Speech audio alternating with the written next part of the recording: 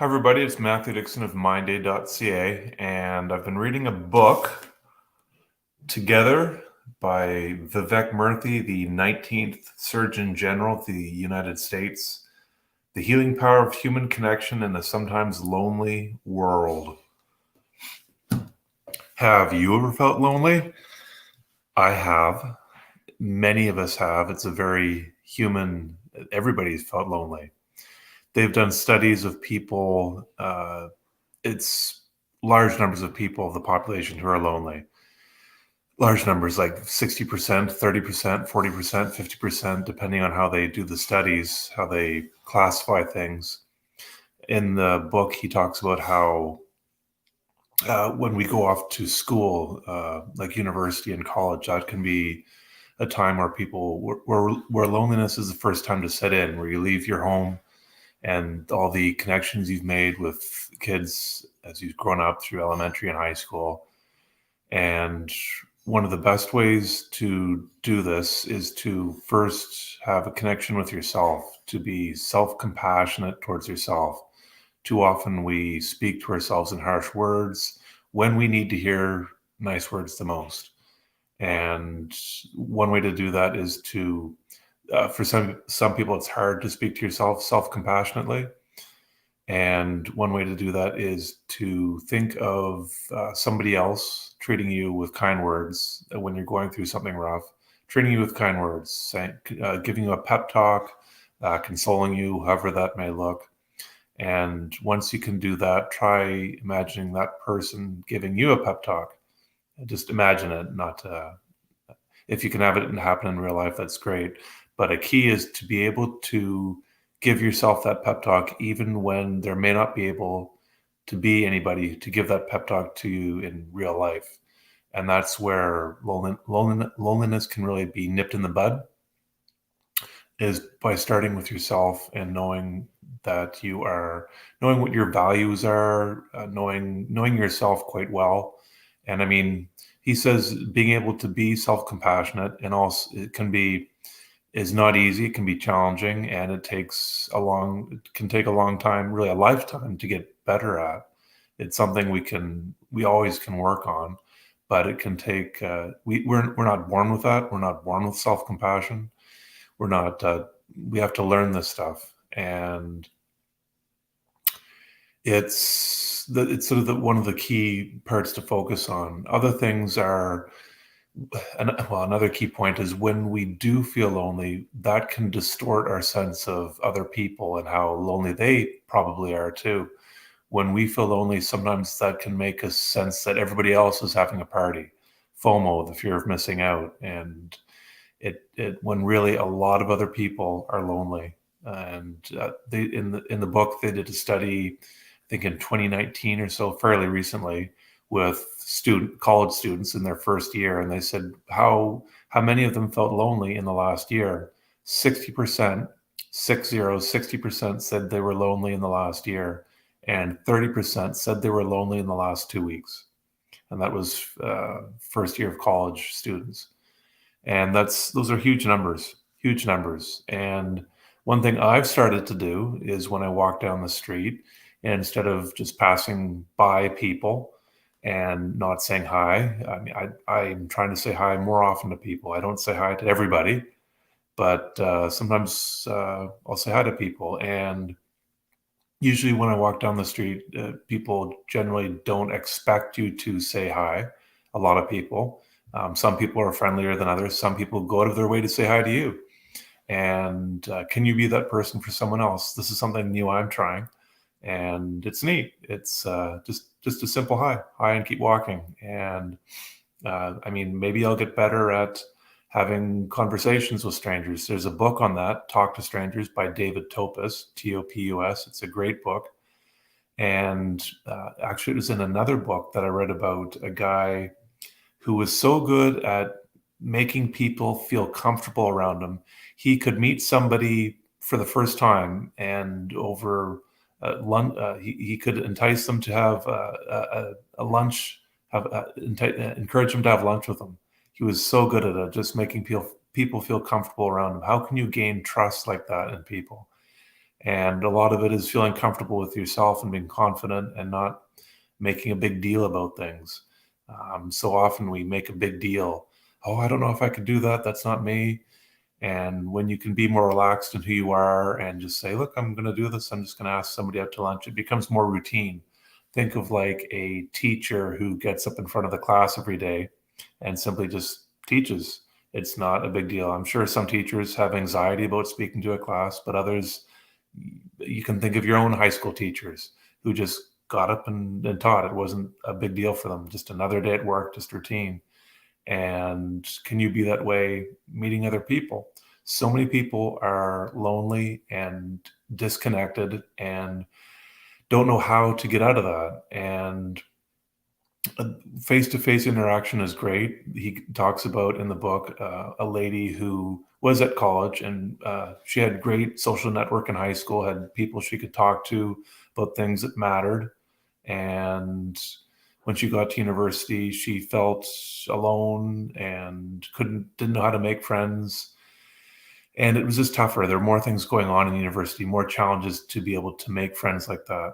But after a year or two of struggling, she got back to what she liked to do and her own values. And she called it space gatherings. And she said she approached people on the university campus on the sidewalk saying, would you be interested in meeting some other college students and talking about things with intention? That was her. That was her. Those were her words, and she was amazed at how many people took her up on that. And her first group, I think, had 15 or so people. This is before COVID, and they met at somebody's house, probably her house, I guess, and had conversations about stuff. And it was really breaking down the barriers of us versus them and social hierarchies and competition and busyness and talking about things that are more fluffy. I mean, I don't really like using the word fluffy, but I mean, small talk is great. Small talk certainly has a place in conversation. It's much needed. But after a time, a lot of us yearn for something more, something that things that matter more to us. So those courses, those gatherings that she put on were so successful that she put on more of them. I think she had they really caught on, and it was by word of mouth. People naturally wanted to do that. And the lady who's great at this is Kalina Silverman. She's got a platform called Big Talk, and she helps people cut past the small talk and get to the big talk. And these are questions I mean, these are the kinds of questions that this lady, Serena Bian, that was her name, the lady in the book, together in this book, who put on the space gatherings to meet with people. And there are questions you can ask to get to know somebody better. And there's a list of psychologists have actually made a list of questions that gradually increase in intensity so that you can make know more about what's going on in other people's heads. And and it also says in this book that you don't have to necessarily become best friends with somebody after having a 1 hour conversation about things that matter to them. But I mean, best friends can take years to make, but having those conversations, an hour, half an hour, whatever it is, of meeting with people and talking about things that matter to them, it helps break down the barriers of loneliness and disconnectedness and feeling that everybody else has it together, but we don't. And yeah, that's something that is important. The author Vivek Murthy, he said that loneliness is an epidemic, and it's the equivalent of smoking a pack of cigarettes. There's some stats like that. I may be getting that wrong, but it's dangerous to our health. And he also goes into how we evolved to be with people and how loneliness started. What's the purpose of loneliness evolutionarily, and how it all manifests. And I haven't read that part of the book yet, but I'll get to it. I just started reading the book today, and those are some nuggets of wisdom for you. So I gave a talk recently, just the other night, and it was a live talk. And I don't do many of those. I am getting a little bit better at uh, speaking online. It's online can be a bit of it's I'm more comfortable doing that online, although I still have room to grow. Doing I've done a handful of live talks in recent years, and this past year I've done some since the pandemic has opened more and we're having more gatherings in person. I feel I feel smaller when I'm up speaking live. I don't know how to describe it really. I just sort of feel smaller on camera. I'm more confident and more myself, I guess. And anyway, I want to do more live talks. I'm torn. The environment and traveling. I love to travel and explore places and meet people and shake hands. And I'm torn about just spending using fossil fuels and the environment and everything. So I should be focusing more on virtual talks. Speaking of that, eco anxiety is a thing that many of us are struggle with. And there's a book by Bob McDonald, the Canadian scientist who does the CBC radio show Quirks and Quarks. He's got a book called The Future Is Now, and it's a good book on explaining how we are going to get green energy and the different kinds of green energy available and what we're working on. And it's another great read. I do have an article on eco anxiety on my Medium page, and I've got some YouTube videos on eco anxiety on the MindAid YouTube channel. And the two books I recommend in that article and the YouTube videos are Catherine Hayhoe's Saving Us and also Ellen Kelsey's Hope Matters. Those are two great books on eco anxiety. I'll throw Bob McDonald's The Future Is Now that just came out just in recent weeks.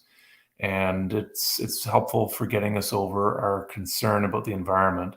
Bob McDonald says we have all the technology we need to make the world safe and environmentally green and living in harmony with nature. We have all this. We don't need to build any more, but we will. We will. We're always looking for things that are better. But what we need to save the planet, we've already made. We've already discovered it, and it's in use. And we just need to roll it out in larger numbers, which is great news. And that's one of the things I try to tell people in the article, and what Ellen Kelsey and Catherine Hayhoe have been telling people for a long time is that there's hope for us. And I'm trying to, what I'm trying to do more is encourage people to visualize a successful scenario, like Olympic athletes visualize their success in competition and at the podium in the Olympics. And Navy SEALs do visualization for their things that they do going into different places, war-torn areas, and having a successful winning the battle. They do visualization beforehand. And so many of us, Catherine Hayhoe says that so many of us struggle to picture a positive scenario of the environment. We all struggle with that. It's hard for us to picture a positive scenario. It's easiest for us to picture a doomsday scenario. But there are so many things, so many people working on this, and we're making progress every day. And one of the things I try to throw out is visualization of doing this, of being successful. It's really reduced my feelings of hopelessness about the environment, and it's made me feel more positive that we're actually going to do this. No one knows if we are or not. Everyone is taking a leap of faith in that we will. And some of us have given up, but the more of us that give up, the less likely we are to succeed. And if you can be one person who can inspire more hope in other people, that would be amazing.